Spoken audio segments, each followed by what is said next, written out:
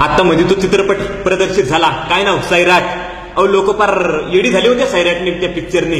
मला त्या पिक्चरला नावं नाही ठेवायची. अहो मराठी चित्रपट आहे, आपणच उचलून धरला पाहिजे, आपणच पेलून धरला पाहिजे, आपली जबाबदारी येते. पण एवढा वितवळेपणा, एवढा विचित्रपणा.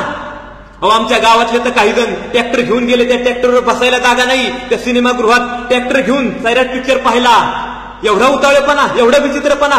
अरे एवढा उतावळेपणा, एवढा विचित्रपणा जर माझ्या राजाचा संभाजी 1689 या चित्रपटासाठी दाखवला असता, तर माझ्या राजांचा चित्रपट आतापर्यंत प्रदर्शित झाला असता. तेव्हा का नाही वाटलं तुम्हाला पेटून उठावं? का नाही वाटलं आपल्या राजासाठी एका रोडवर आंदोलन करावं? का नाही तुमच्यातली शिवभक्ती जागी झाली? अरे शिवजयंतीला ढोल बिल घेऊन नाचणारे शिवभक्त कुठे गेला होता तुम्ही? काय चाललंय? काय तर म्हणे आरचीच्या बुलेटवरचा भगवा झेंडा बघूनच पैसे वसूल. अरे तो भगवा 350 वर्षापूर्वी फडकलाय आणि त्या भगव्याच्या छायेखाली आज तुम्ही आम्ही जगत आहोत.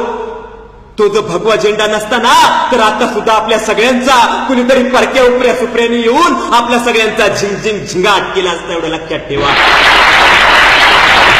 काय आपल्या पोरांचं चाललंय?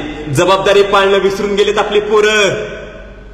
काही जण जबाबदारी पाळतात पण स्वप्नच मोठी पाहत नाही, तर जबाबदारी पाळण्याचा प्रश्न येतो कुठं? आमची पोरं स्वप्न मोठी पाहतात की ते अमेरिकेतल्या कंपनीत जावं, तिथल्या एखाद्या कंपनीत मॅनेजर मोठ्या पदवर काम करावं असावं, आपल्या हाताखाली 10-12 लोक कामाला असावी.